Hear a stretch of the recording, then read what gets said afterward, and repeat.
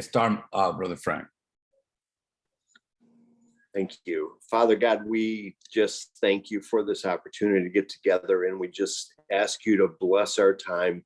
We ask you to bless these pastors and leaders that are searching and wanting to grow a body of believers from the ground up.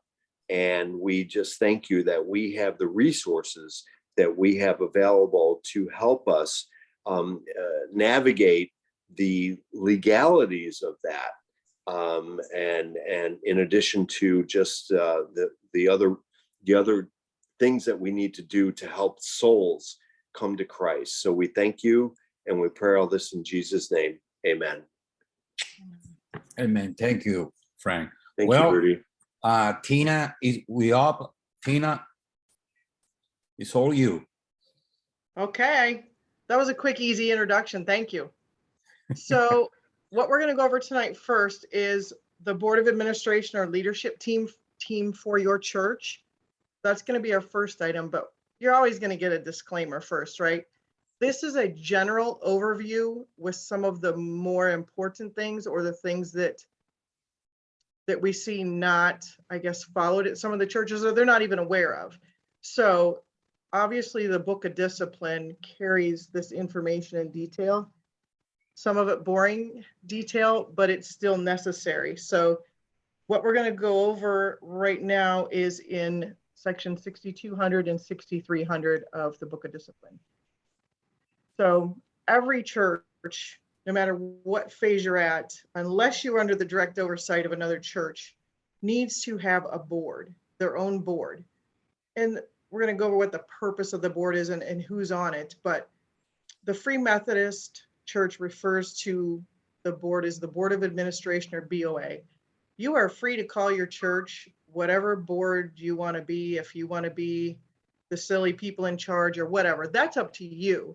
But the structure and how a board operates is specifically outlined in the Book of Discipline, and that's what we're going to go over first.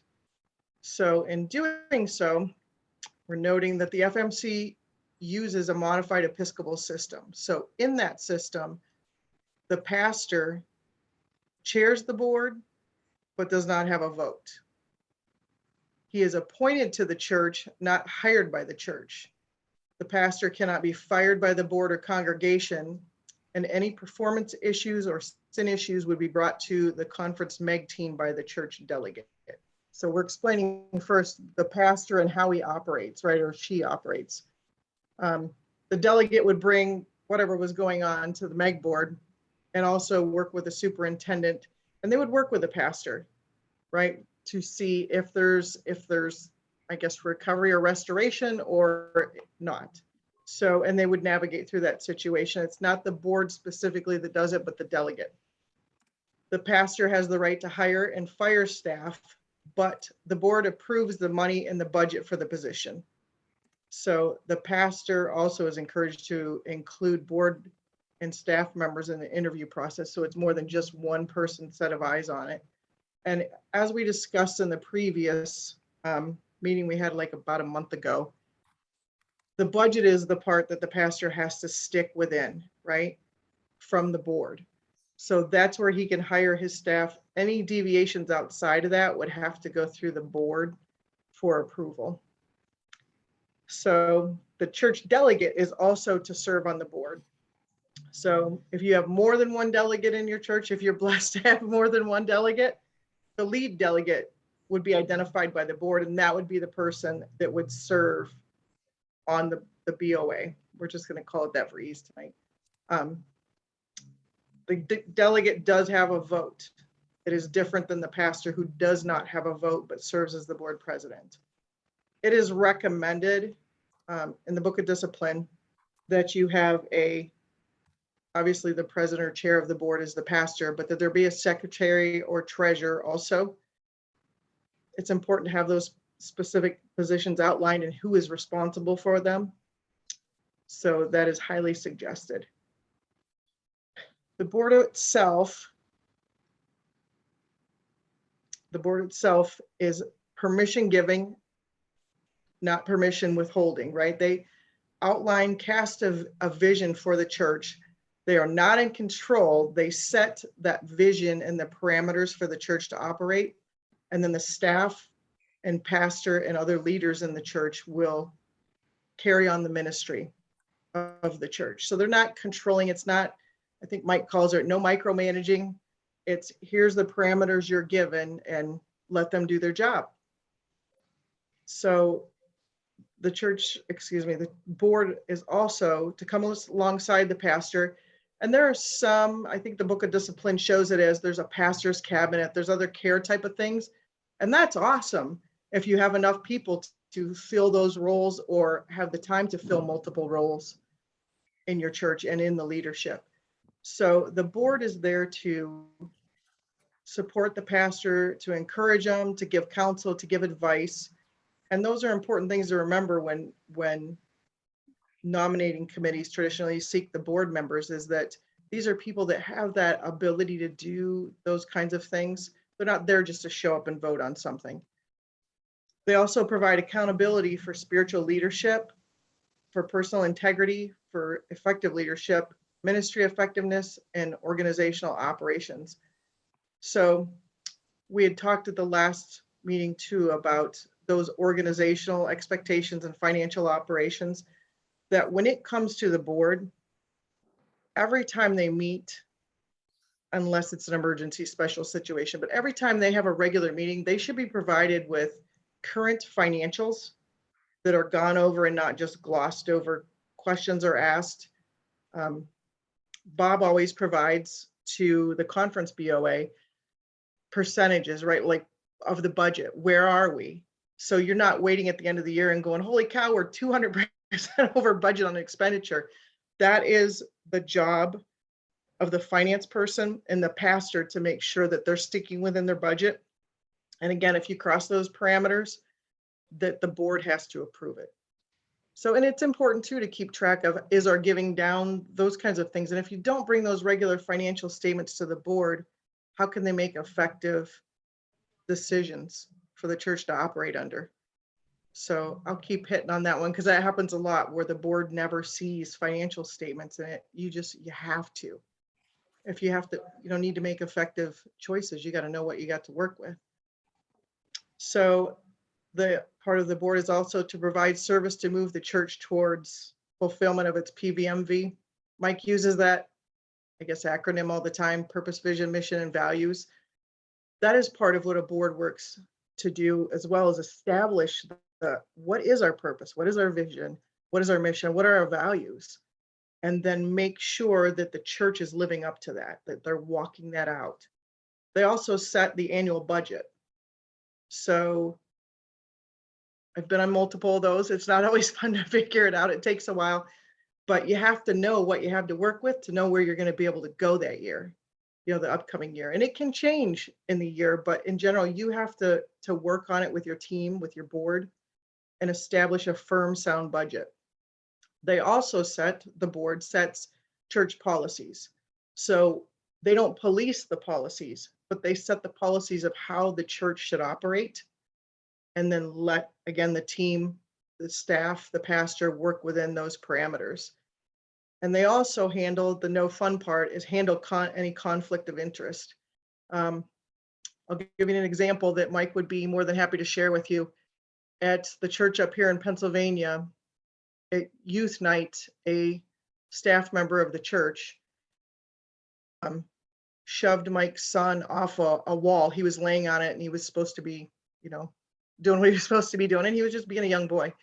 So they kind of shoved him forward and he fell off the wall and was lightly injured. Mike can't handle that conflict. That is up to the board. So Mike had to step aside and make the board aware of it and let the board deal with the staff member. Now, does that mean the staff member is automatically fired? It may have been if it was somebody else's child that would have pressed charges or done something for that incident. But the key point is the board has to carry out, is restoration possible, and walk through that with the person. In the case of the one up here, the person was not repentant whatsoever and not Mike, because that would be a conflict of interest. He was completely out of the loop, out of the interview, but the board terminated the staff member. So it's an example of, you think what could happen with conflict of interest? Well, there's sometimes the pastor has to remove himself from a situation and the board has to handle it. So that is one such case that I just gave you an example of. If you look in the book of discipline, it's almost overwhelming. There are nominating committees, pastoral committees, all kinds of like boards and committees of your church. Start with your firm core of your, whatever you call it, your BOA, and go from there so you can purposefully and intentionally create those committees as you can. You don't want to just have them so you can stick people in there and then you get too many people involved trying to make decisions for the church and push things, and it doesn't usually go well when that happens. But if you start with this board, it's going to get you going in the right direction and you can work from there. So, did I bore you to death yet? Are you all sleeping? We're on mute. It's interesting, Tina. Thank you. No, I'm I'm awake. trying to hit, I'm sorry. no, we have questions. If you have any question, you can write in the chat, but you can say it also. Yeah, go ahead. So you mentioned budget. So for example, we're already into 2022, 2023. When does a typical board BOA create the budget for the next year? When would you recommend that be done? Excellent question that I forgot to cover. So that should be done at the end of the year. So your first, you can pass it at the end of the year for the next year, but your organizational meeting for the beginning of the year, you have to pass certain things. And some of these were discussed before, but I know not everybody was in the first meeting. You have to pass salary, right? For the pastor, housing allowance, and for the staff, like that budget has to be passed and those items have to be approved before any of those people can be paid in the new year.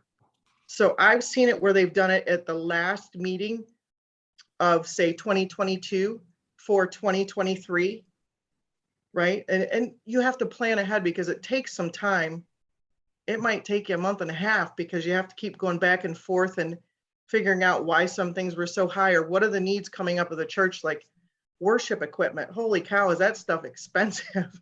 Like if you need certain things that you know are high, you have to fit them into that budget and work around it. So does that answer your question? Yes, it does. And part of our frustration, if you will, is that we currently are not a society church. And so we're trying to become a society church. So we're navigating the waters such. Right. And these you can do, I mean, it's a good idea to operate this way anyway and set up your budget and do those things. You don't have to be a society to do that. It is recommended for everybody because if you don't have some form of controls and measurements of it throughout the year, then things can go really sideways and it's hard to correct it, to get back on track. So Yes. I would recommend, Frank, the book. If you don't, does everybody on here have a book of discipline? You don't. I'm looking at it right now. Look, I'm looking at 6,200, 6,300 while you speak. Yeah, and that the BOA members, this is again, because we're not covering absolutely everything. We'd be here forever and you would never want to hear me talk again if we went through everything in detail. But the society also, there has to be an annual meeting of the society, which is your church body, right? The church members, the adult church members, to approve the board members. There should be term limits set for those board members. And I think in there, it is 5 or 6 years that the FMC recommends, other than the pastor, because whoever is the pastor is automatically the president of the board or chairman.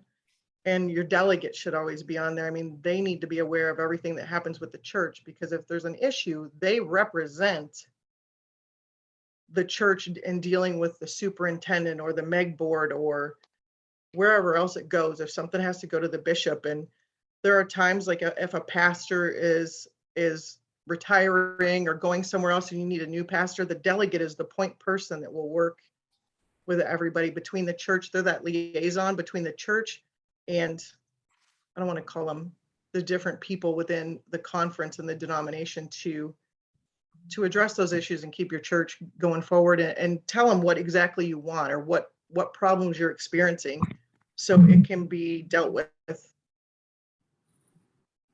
So we didn't go to the society, but that is another thing that needs to have an annual meeting of the adult members. Okay. So we talked about your delegate being on the board. So does anybody else have a question? And feel free to ask. Bob's on here to help answer too. So if I'm not sure, we're going to defer and get you answers later, or maybe Bob can help us out.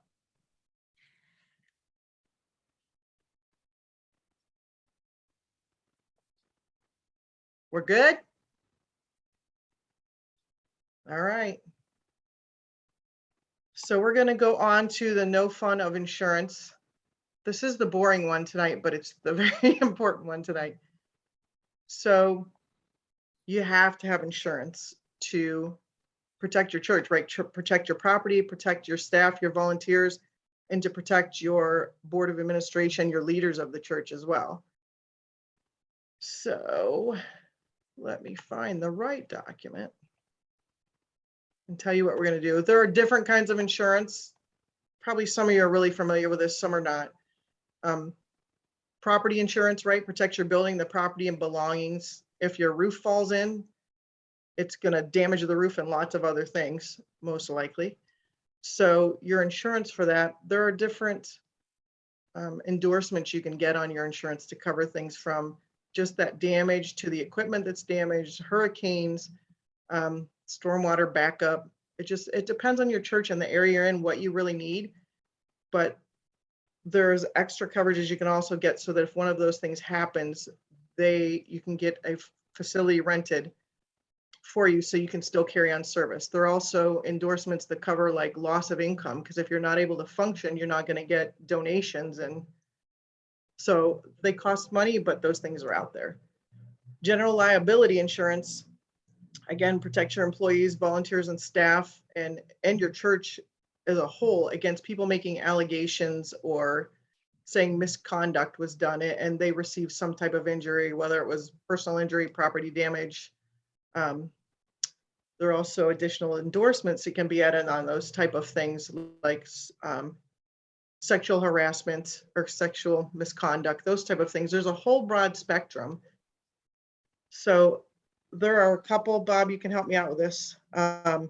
Church Mutual and Brotherhood Mutual are two really good. If you get an insurance company that deals specifically with churches, they are so familiar with what types of coverage you should have. And if funds are tight and you can't afford them, or you just don't have the money to go for everything, who does? But if you don't have the funds to go for everything, a good insurance company will help you navigate through what you need most for how you operate your church and what areas of ministry you're into. Up north here, we had sober living homes and a Celebrate Recovery program. Those needs are different than kids camps, for the potential of exposure to the church for liability. So it's important.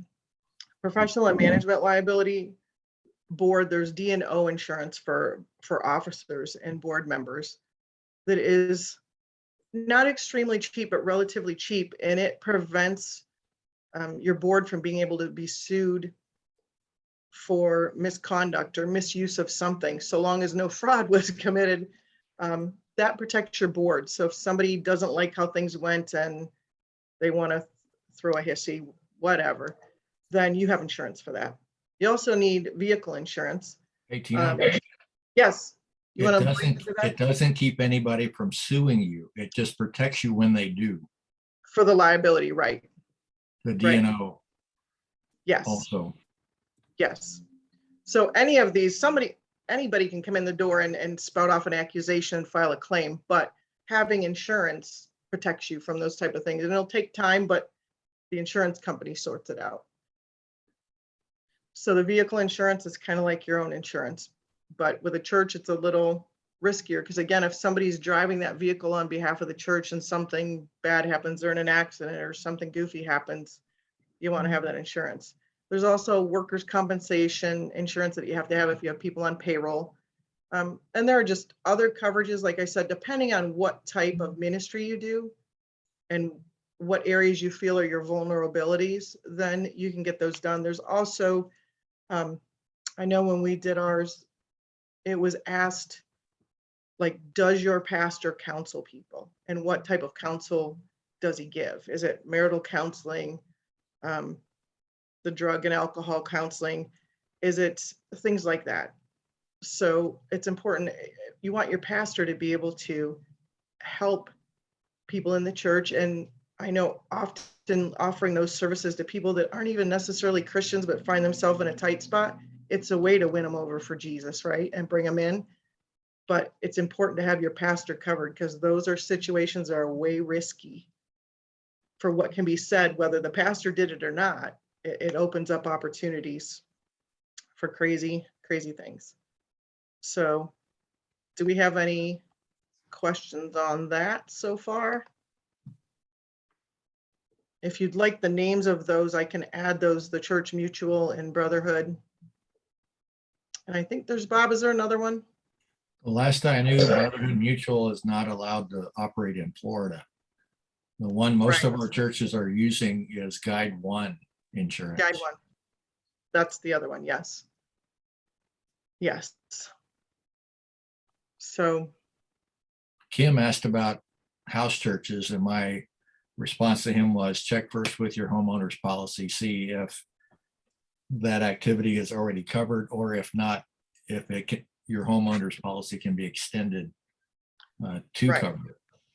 absolutely. And sometimes they'll consider, like, even if it's ministry, if you're doing something else outside of your home that is not normal, they'll consider that a commercial activity, and it may not be covered on your homeowner. So it's like Bob said, it's very important to ask your insurance company. Okay. So you guys are easy tonight. I don't know what's going on. We're easy. Maybe it's Easter, it's Holy Week, right? We're being easy. Hey, Tina, So- can I ask you a question? Sure. Hey, how would a home church, as far as insurance, how would that differ from we're having a party with a group of people here versus we're having a quote unquote fellowship gathering for quote church? What would be the difference as far as my homeowner's insurance and or my liability insurance? If you're leading a home church, and I am no insurance person, but you know they don't ever want to pay if there's a claim, right? If there's a way out of it, one. So one, verify. Two, if you're having an organizational meeting and bringing people in constantly, and I don't want to say church is a business because it's a ministry to us, but to others, it's a form of business. So you're increasing the exposure by having these gatherings, and along with having a church versus you have a party, that's a whole different liability that can happen on what type of party you're having. But on a church, issues come up where people go after churches for misuse of funds, for the pastor said or did this, or somebody that's part of them, just it's a whole lot more liability. So your insurance company may be able to do an endorsement onto it for your homeowner's policy, or they may say, no, you're covered. But I would absolutely check first before you find out the hard way that you were not covered. Thank you. You're welcome. We good on that, Bob? I chatted in the box that it depends on how your insurance company looks at doing church from your home. Right.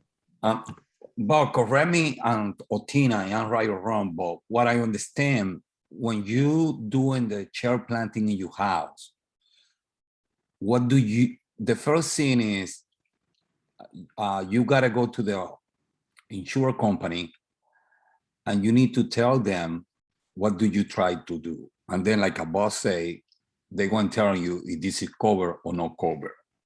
However, what a lot of people doing, they get together in the house, but they rent to like a school, like a one time a month, or there's a theater, and the insurer have no problem to give you that kind of protection. If you say one time a month, we get together in the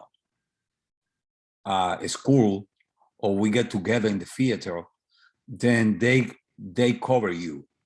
But just that's what a lot of people in the know, that's what they're doing.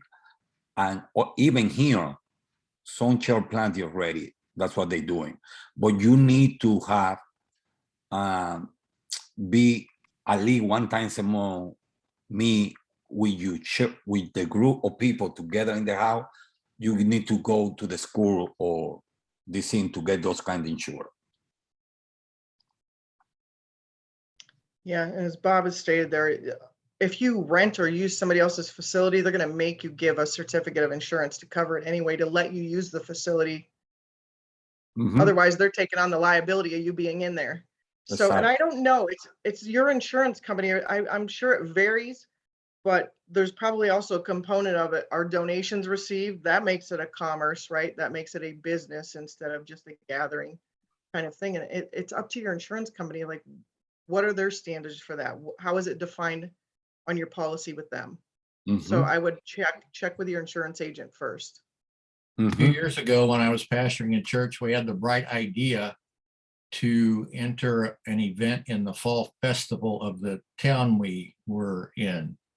Our bright idea was to get a junk car and run wacko car for water. We were raising money for, was it blue something water wells, the denomination was doing a few years ago. And I was amazed that the insurance company said, hey, no problem. We didn't need an additional rider. We didn't need any special coverage. They were okay with us giving perfect strangers sledgehammers to hit a car.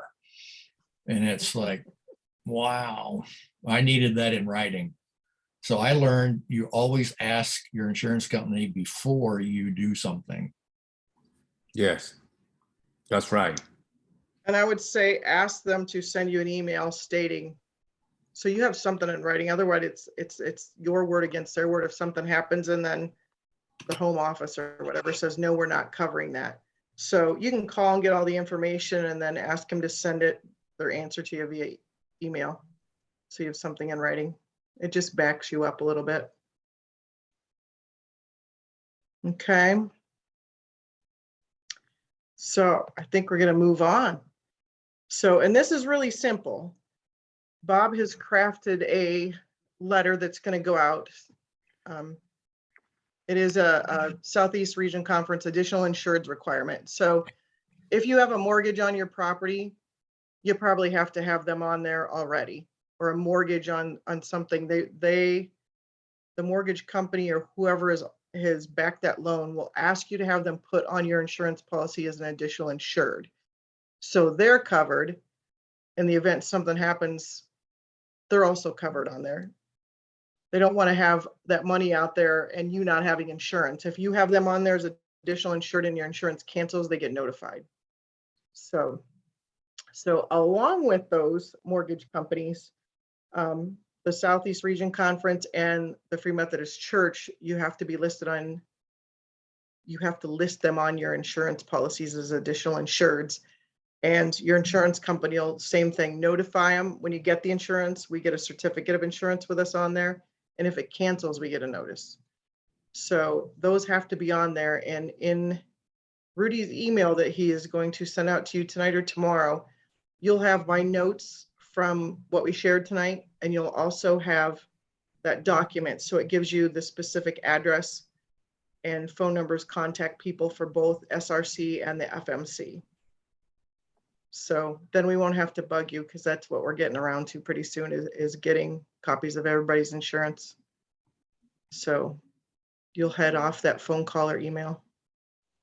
Mhm. So is there, I don't know if there's anybody, there are some people on here from our last Zoom call that may have had questions. I know the 501c3 was a big thing that people thought they had to get their own. And I just want to reiterate that you do not have to get your own.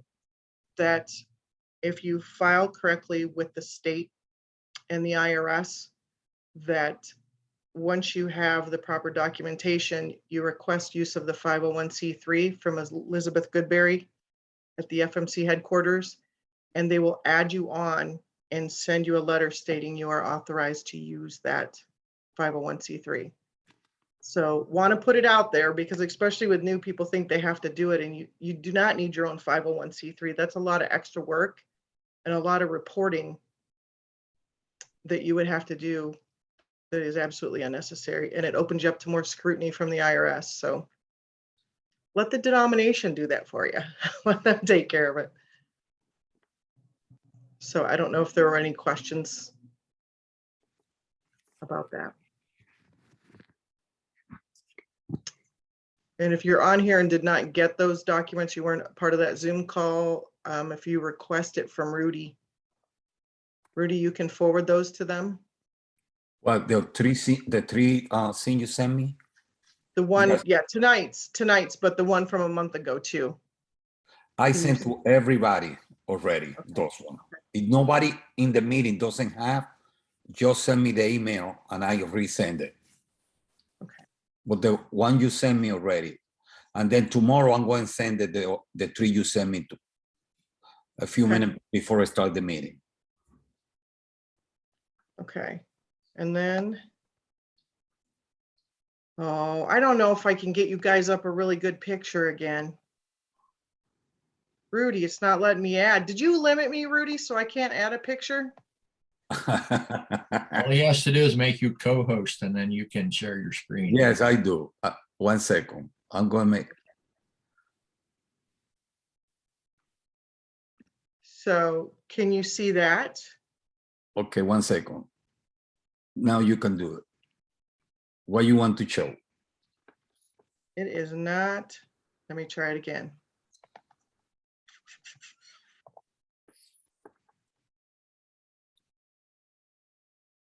Can you see that?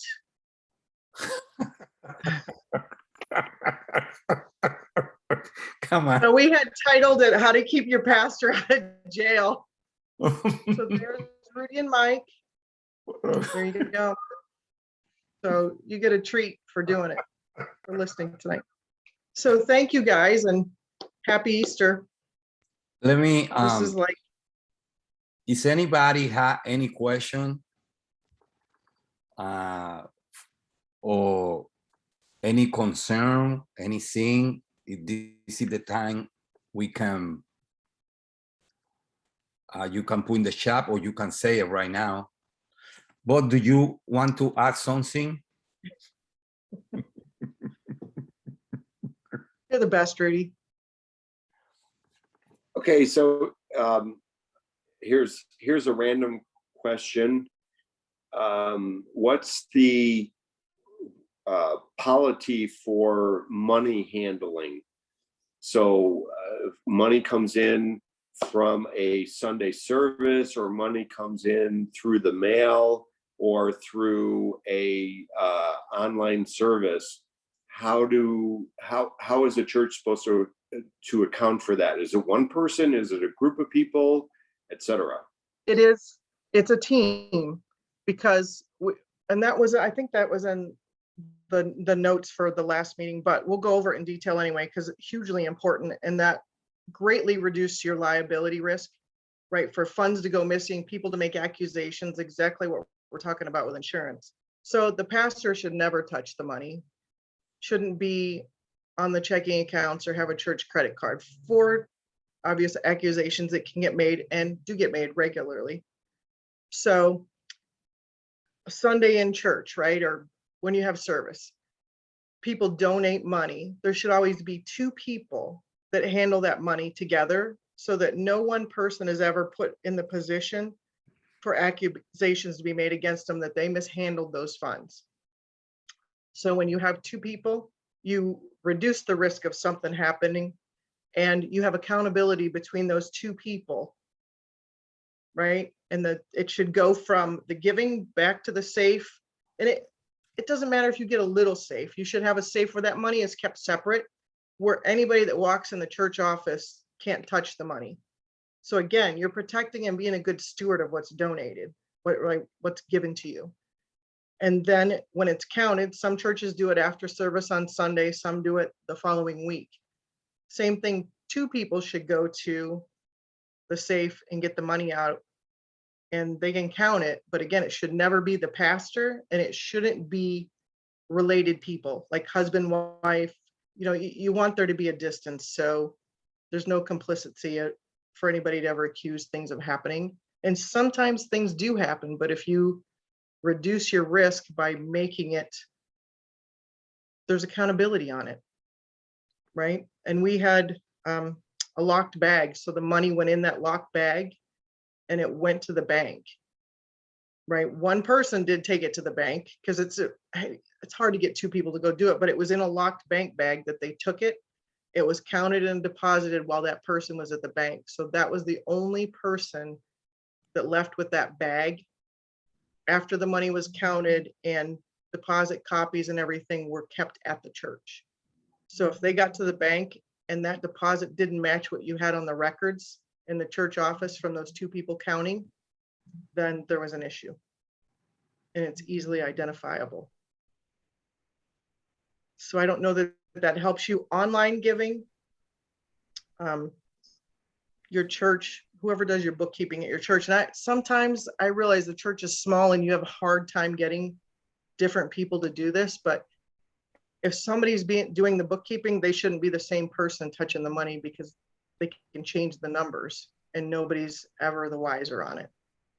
So I don't know if I stated that right in a way that makes sense to you, but if the person doing your accounting is the person counting the money and taking the money to the bank, it doesn't matter if somebody else counted it with them.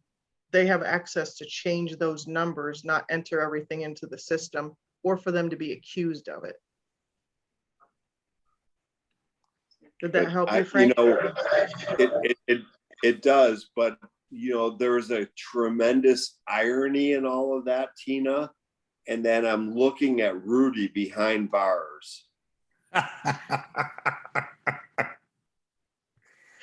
There is, maybe Rudy didn't count it like that. I don't know. I don't know. Well, Mi hermano, ¿qué pasa? let me tell you, Frank, when I was a pastor in the church, the first thing we never touched the money. Like Katina say, pastor doesn't touch the money. That's why you had the team, the administrative team, who do those kind of job.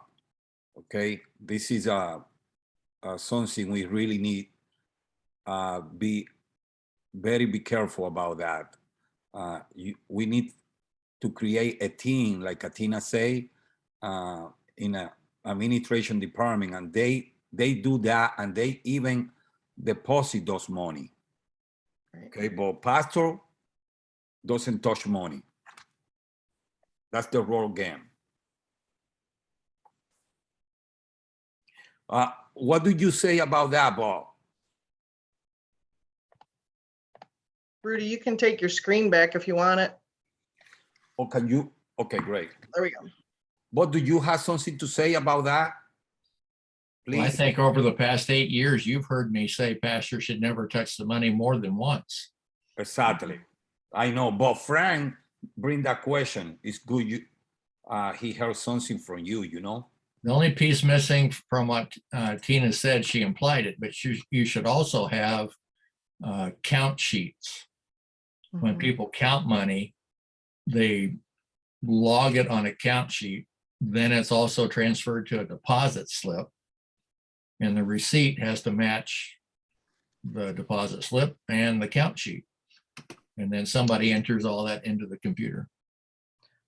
Right. So when that, Frank, when somebody takes it to the bank, they're going to be given the deposit slip, right? Where the bank actually put that same number that's on the count sheet back at the church. Right. Those two get matched up. And at our church, so you have those two things. And then the person entering it in, make sure it matches, like it's a separate giving system, right? To do the year-end statements for tithing. The year-end giving statement. So all of those are matched before they get stuck in the file is completed, so that we know it was done right. There was no, somebody made a typo and gave somebody credit for an extra $100,000 of giving. I don't know. You know what I mean? It keeps accountability on all the parts of the people touching the money, entering the giving, entering the finances, and doing the counting. Like they all have to line up and match. Yeah, and I think that's really important. The thing that was important to us as we're contemplating starting and looking at our church is the pastor's family should not be involved in counting and being involved in the finance. Amen. No. That's right, Frank. That's right. Yeah, and okay, thank you. I just wanted to confirm that. You're welcome.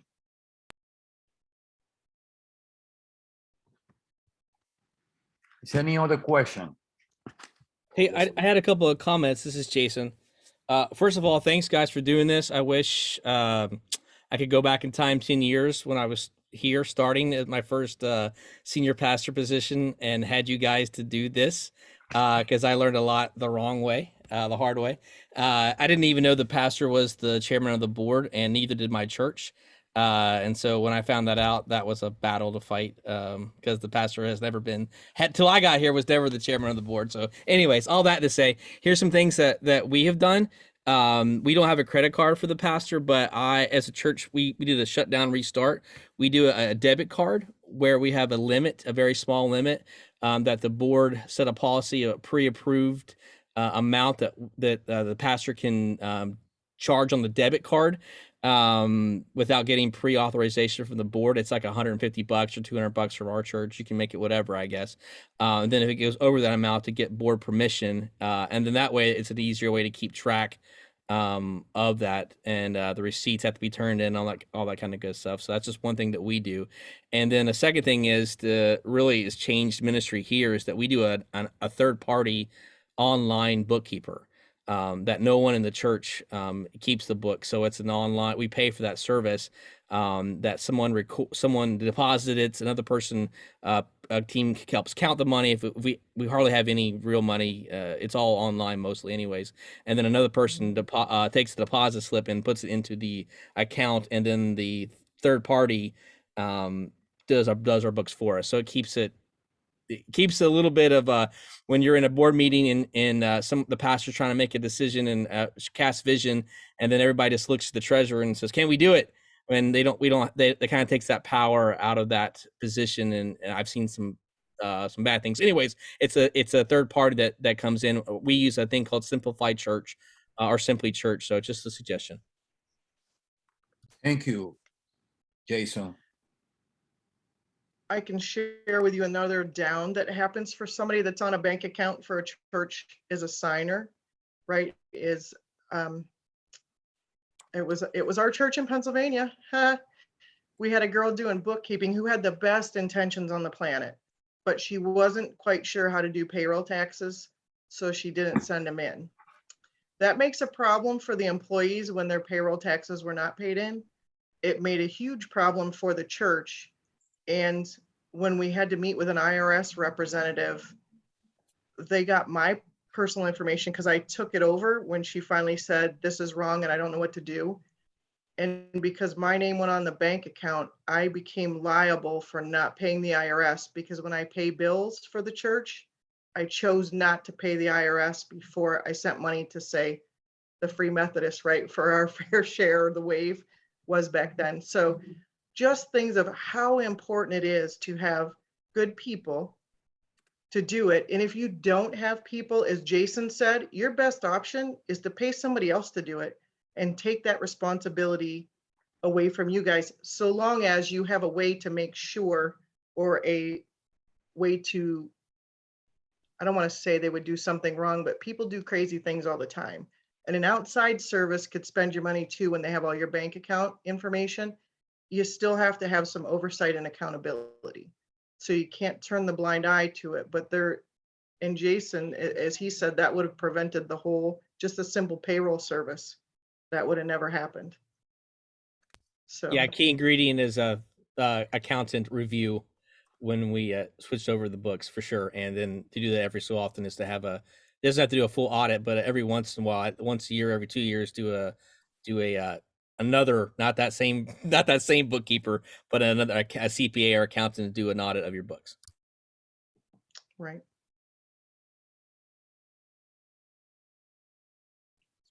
Any other questions or shares where you had wins that you want to say, hey, this worked for our church? Because that's another awesome way to teach, right? Share what's worked for you.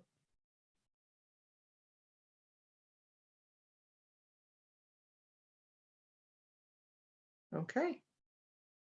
I would just like to tag on to what Jason was saying. There's another church in the conference who did the same thing, but unfortunately their third party was incompetent. So I would just emphasize a third party is a good solution if that third party is competent. That's it.